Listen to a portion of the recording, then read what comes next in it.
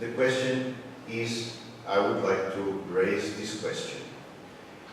In your work, at least the papers and the books that I have read, and I didn't have read everything because it's impossible, you are an extraordinary, prolific author, you try to dissolve boundaries in every aspect of life.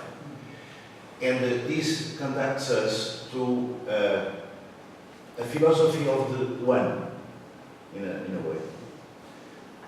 But just to make a little bit of discussion, I would like to raise this question. Is it absolutely necessary to reduce the world to the philosophy of the one, dissolving disciplines, for instance, like even biology, or psychology, I don't like very much psychology, but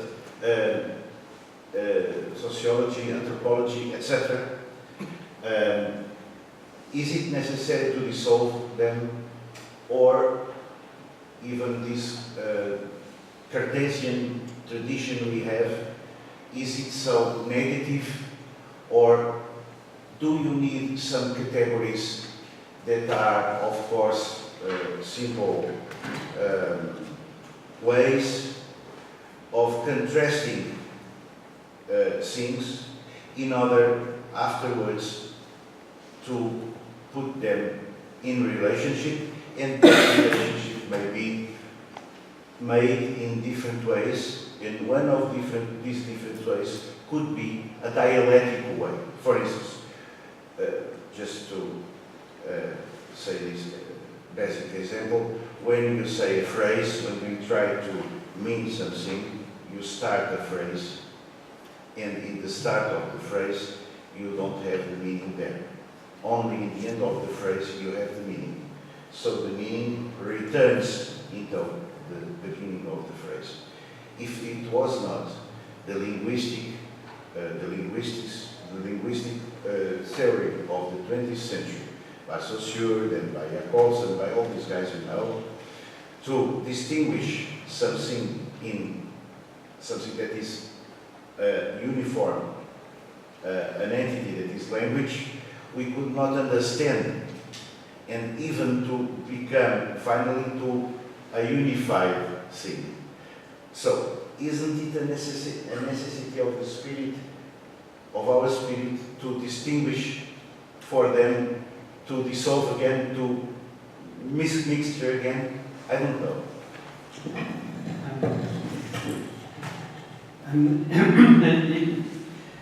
It's sometimes said that however much you try to get rid of dichotomies, you create them in the process, so that in the end there's a dichotomy between people who draw dichotomies and people who don't. And there's no way out of it.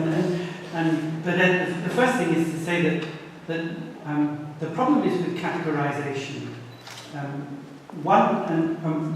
Oneness does not necessarily mean monotony. But I sometimes I was accused by one critic of what he called conflationism. Conflationism is running everything into everything else. It's just mad. And how do you live in such a world, let alone talk about it? Because he said, this critic, you've got to be able to distinguish P from not P. Otherwise, how would you get out of bed in the morning? When you're in bed in the morning, you're just waking up, and he said, you've got to be able to distinguish what is bed from what is not bed. And having done that, you can get out of bed, but you can't possibly get out of bed if you don't know where your bed ends and the rest of the world begins. Therefore, categorization, is a necessary part of life. For which I said, no, because one's bed is actually a place. You get that? It's a particular place. And actually, no, it doesn't have a necessary boundary to it. But you can go from one place to another without passing any boundaries. So I could go out on a walk, and I leave place A, and I go to place B. And I know I'm in place A because I know if I look around the world like this, as it looks for me. place A. And I know when I've arrived at place B because I know that that's the way the world looks like then.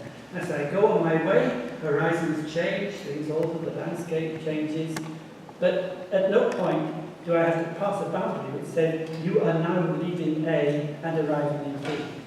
When I get out of bed in the morning, I don't have to cross a boundary between bed and non-bed. So the inner... Huh? What? How's that? How's that? Because I'm leaving a place, but I'm not having to cross a threshold of any sort. I know when I'm in bed and I know when I'm out of bed. But if somebody says, "What's the edge of your bed?" I don't want to say, "No, this is bed and this is not bed." I mean, if I was at a furniture store, it might be different. But so what I'm trying to say is that when we talk about things in this very differentiated world, we define them by positionality and not by category. And positionality means where they currently stand in a field of unfolding relationships. I'm currently standing in a field in, say, I'm in place A. What happened in that moment now? That's where I am. And I know that's where I am. And I don't have to have a category of A-ness as against B-ness or to cross a boundary from one to the other. So I don't think that that categorization, this was a point made by James Gibson in his approach to ecological psychology, that perception does not depend upon categorization. You can perceive things in the world through movement, through going around it, without having to assign them to boxes. So this is A, this is E, this is not E. Which is not to say that we don't categorize, but that those categorizations are things that we construct in the course of our lives. They're not preconditions for living. And, right. Thank you very much. Because you came from a culture initially that was so different from our European culture. Well, I mean, that was pretty much to what you were saying when you started talking about moving from Portugal to Scotland. It's not, I mean, this radicality that you find, the radicalness, is there when you move from place, with due origins, from place A to place B, by passing through an infinity of other places. It's not as if place A gives over to place B. There is distance between them, and these distances are radical distances in a way all the time. And these distances need not be long. These distances can be within Porto itself. You can be living in one part of Porto and not at all know about another part of the city. I mean, that sort of thing is radical, for instance. I mean, it's pretty much my experience, for instance, in Delhi, where you can be living in one part of the city and not know at all about the slums of the other part of the city and the life in those parts. It's not as if, but these are categorical, I mean, these are categorically different. I mean, I'm sorry, it's not as if you move that, you know, there's always this free flow and continuum. There are barriers, there are differences, and these differences are humanly, I mean, they're humanly, socially, politically, economically, and historically constructed. So, I mean, that's one of the things that, in a way, worries me a lot in this perception of continuums. This is one of the things that I also, as I said, my experience of going from Delhi, moving just 200 kilometers into the hills of India, and discovering a radically different world. And this was not a continuum, although it was also in the sense that I was able to move. The means of transport, some of those means meant my legs. I had to walk for 30 hours to get to this village. But there is a continuity, but there are also radical boundaries which one has to cross, and these are categorical at the same time as being sort of spatial. And I mean, I can't see otherwise without this. I mean, I don't think that you can reduce everything to, you know, continuums and knowing that you're in one place and then knowing that you're in another place. No, you're passing through a number of different places as well. I could have stopped anywhere. Place B could be just a few yards away from my home. Wherever you are, you're on your way to somewhere else. That's not a problem. But it's the same issue about whether when we go on our way, we are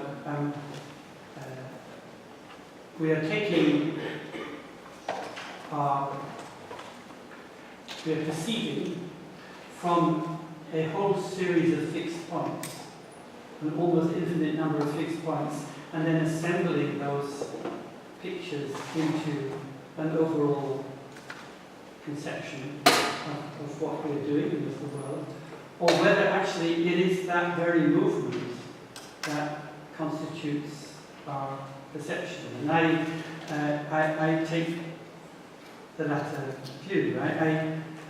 It's clearly the case that humans erect barriers of all sorts, and some of these barriers are physical. They're walls. I mean, we know that.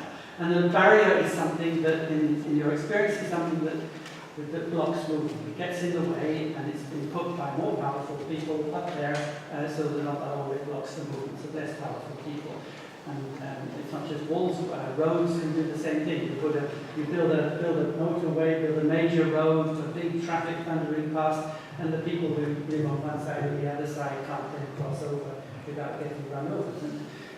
So this one, the situation where there's a politics of movement and more powerful interests and block the movements of less powerful interests, we know about all of that.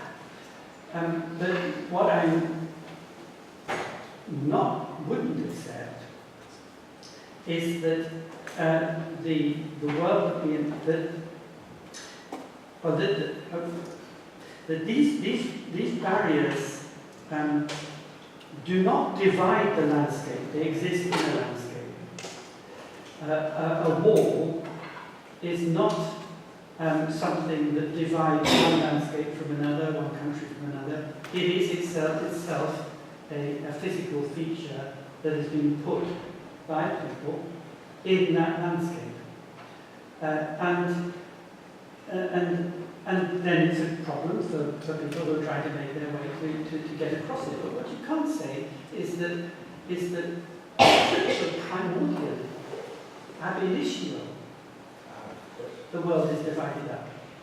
Of course, but the problem is, just imagine the question of the refugees. Yeah. I was in Syria in 2010. Yeah. The country, with all its problems, started to become open to tourism and to etc. So it was in relative peace with the non-democratic country. And then after that was the war going on. And people need to get out of there or they will be killed. I don't know how many kind people I found are already alive or killed. Dead. And the problem of these people is that they need to, enter into a mafia kind of sellers of travels that are not travels, are just miserable boats where people are going to mostly die in the sea. So it's not that the world itself has any, of course, divide between Syria, the Mediterranean, and the coasts of Greece, of Italy, of Spain. No, of course, it's fluid. And for a modern traveler, if it was not so impossible to go to this war, only a crazy war go now to Syria, or ONG to help these people, but otherwise we don't go there. So there is a wall that is created, or walls that is that are completely artificial, created, of course, by people and by regimes and by the military, etc., etc. Interests that, in last analysis, are very important economic interests for selling guns, the business of guns, and etc., etc. So the problem is not to look at the world in the way as it was born today. It's look at it politically and historically at the present. You know as well as myself and everybody that it is completely divided, and not only between us, for instance, here now, and Syria, but is divided everywhere. Even in the city of Porto, there is many people that can't find a home, can't find a shelter, can't find any place to live. They live in the streets. Yesterday, I crossed the street where there was a man, I think it was a man, it could be a woman, completely covered by something that was protecting him or her against the cold of the night, sleeping in the middle of the street.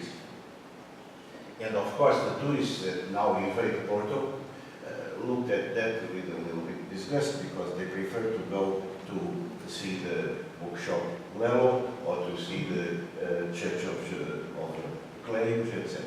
But don't you see what I mean? The only point is, politically speaking, we live in a divided world, and more it is divided. And accentuating the fluidity of the world could be a way. This is very carefully said. Legitimizing the fluidity of the capital. Yes, but I'm not doing that. And then, I know it's not your idea. What you said is nobody would deny what you said.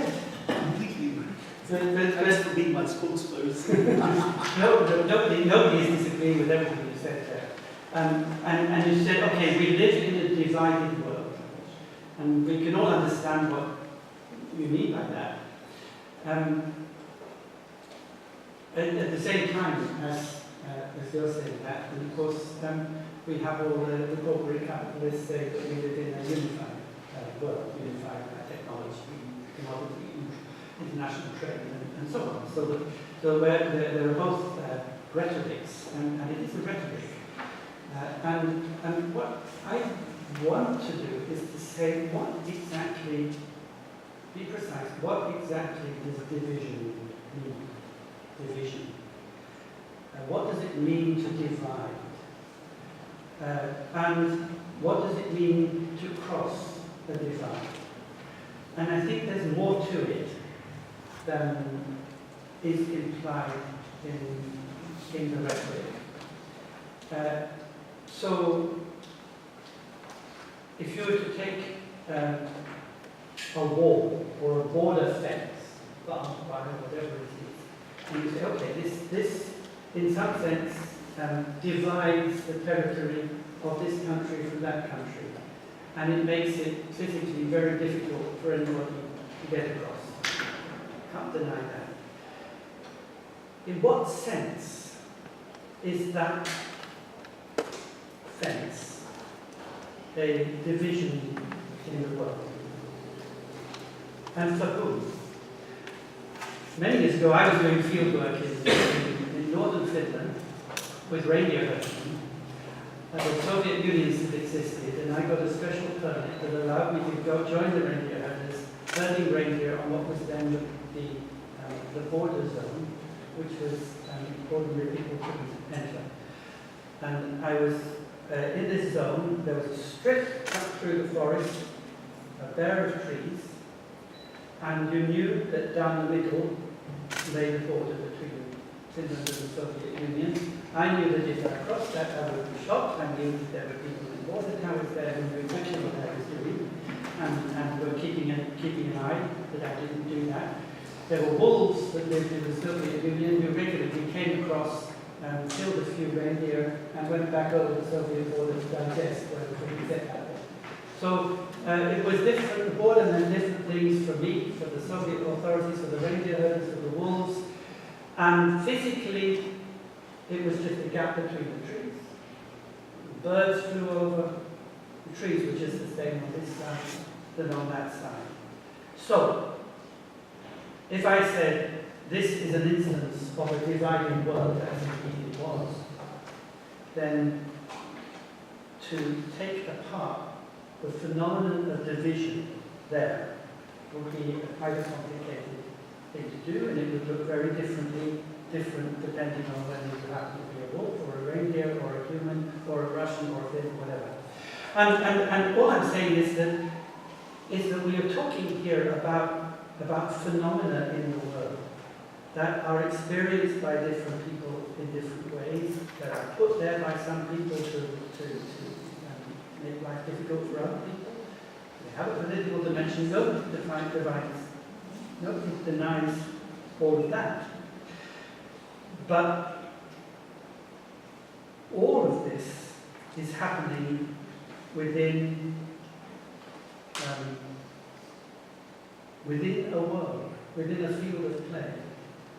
Play is the wrong word, but within a field in which stuff is getting on, walls are getting built. I mean that you can't take division as an a priori state of affairs. Wherever there's division, those divisions have been built. And they've been built on the basis of maybe other divisions that were built. And maybe you could describe the whole history as ways in which people are driving the world first this way, that way, the other way.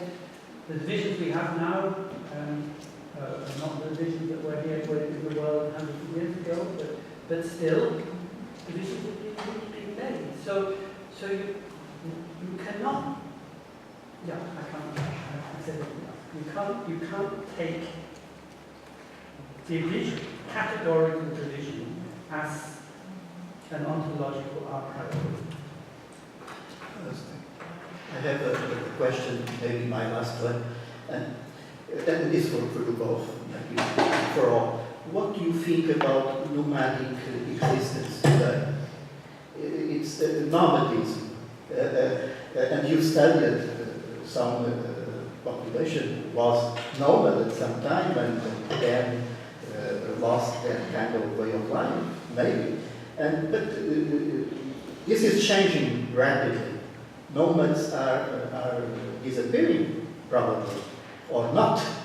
And this is, I have a friend who maybe you know, he's a Scottish poet, Kenneth White.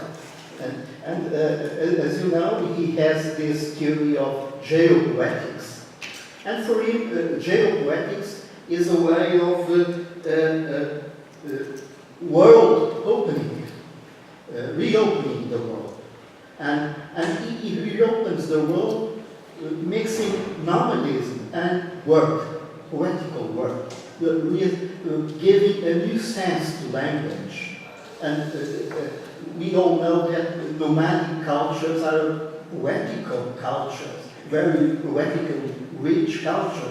In India also there was nomadic people, and they still are. But life is increasingly difficult, I think, for nomads. And we have all these categories now of travelers, but today, as you know, travelers, well, they are on their way to the same place in a certain sense. They don't go another place, they connect points, as Baudrillard would say. And so it's difficult to compare a nomadic existence, which has its own culture, its own richness, and the way we travel today, as you know, tourism, etc. And there's also refugees, and this is an hybrid category, I think, also very rich in itself, and potentially a source of culture also. But we are once the media always try to eradicate that aspect, that refugees, they have a culture, they bring their own culture, they learn traveling, moving around. How can you talk a little bit about these categories of moving around in the world today? Yes. So I was thinking about going a little bit further back and issues of categories, operations, and non-categories, and then borders create categories because they create two sides along whatever feature. And I think that it's part of the way the human mind works, is to categorize. We need to do it. Now the issue is the nature of the categories, which is something else, and something might be constituted not by a dichotomic identity, but actually through multiplicity. And you were saying that in terms of community, and community not being monotony, but being multiplicity, and which absolutely also the idea about locality, and that locality perhaps is seen as opposed to flux. And we do have communities, we do have sense of social identity. They are constructed by flux and not necessarily nomadic in the traditional sense. We have today, in the contemporary world, family groups who decide to be nomadic, whose work or ability to earn a living is not related to staying fixed in one place. And they're usually middle-class people, educated, and they make use usually of work arrangements that have a strong connection to IT technologies. And their choice of being in the world is not staying in one place and not raising their family in one place. And so we don't need to go to the traditional in the sense we have them made. We talk about immigration. You can recreate. Yeah, but It's already reinvented that way. yes, so, you know, and then going back into this idea of one world, or, you know, a world that is divided, I think it's very much an ideological stance, because then I can look at the world and see it that way or see it the other way. But when this was being talked about, I was thinking about Benedict Anderson and his work on imagined communities. And I was thinking about the issues of scale that we were talking about, and how, because I think there is two domains here that we have to consider. One is ours, who have as profession, or our skewness way of being in the world, is to look at the world and think about the world. And then we have people who live without this sense of reflection about their condition in the world. And I do think, as someone who works within the anthropology, I am aware that I have a condition that is very specific and not frequent in a statistical term. And what I'm interested in is to understand the sense of the people as they live the world and as they perceive it. And I know, for instance, if you think about social identity, if you are within academia, you probably have understanding of it as being a processual construction. But if you go to the real world, in the sense of people and how they live the world, they most likely will have an ontological sense of the identity. And so, is it a matter of imposing on them our theoretically constructed sense that we might think it is the truthful one, or is it actually to understand how the ontological ones actually play in the world, sort of thing. So, yes, borders are not a pre-given. Personally, my take is the world exists in as much in my relationship with it.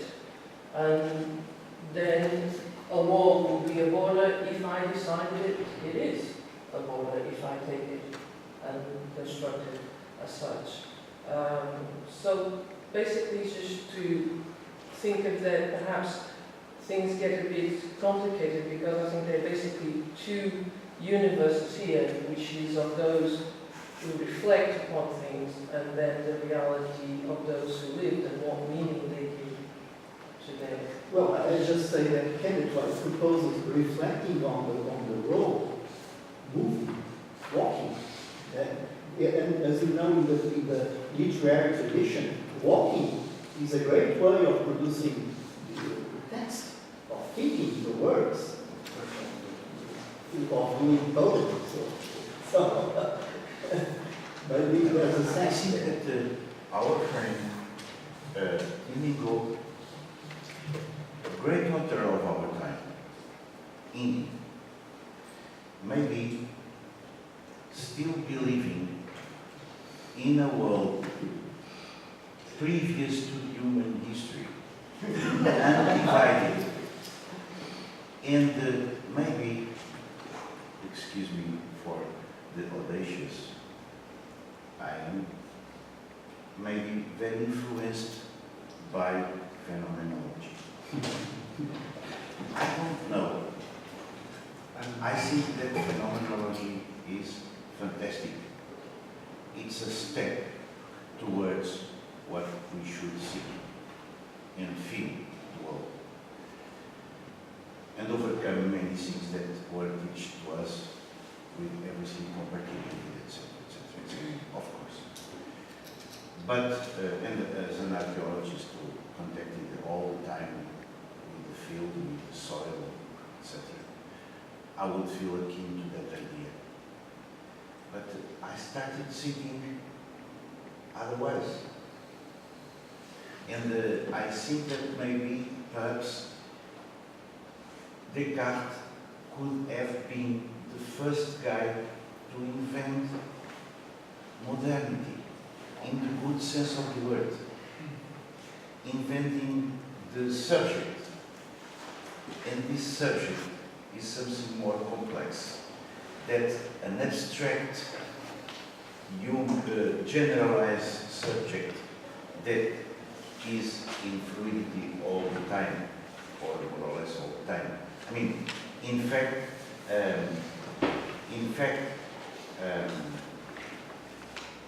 there is this materiality, or these materials, or these material connections, flows.